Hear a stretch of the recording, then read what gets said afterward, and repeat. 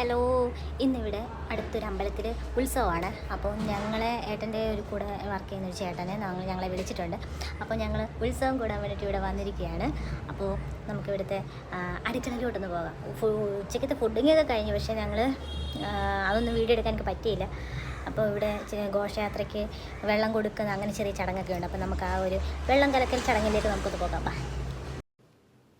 അടുക്കളയിലോട്ട് ചെന്നപ്പോഴത്തേക്ക് അവിടെ വെള്ളം കലക്കലൊക്കെ സ്റ്റാർട്ട് ചെയ്തിരുന്നു. ഏട്ടനും ഹരിയും കൂടെ വെള്ളം കലക്കലൊക്കെ ആയിരുന്നു. പിന്നെ വെള്ളം കലക്കലും വെള്ളവടിയൊക്കെ ആയിട്ട് അങ്ങനെ ഉത്സവം അങ്ങോട്ട് തുടങ്ങി.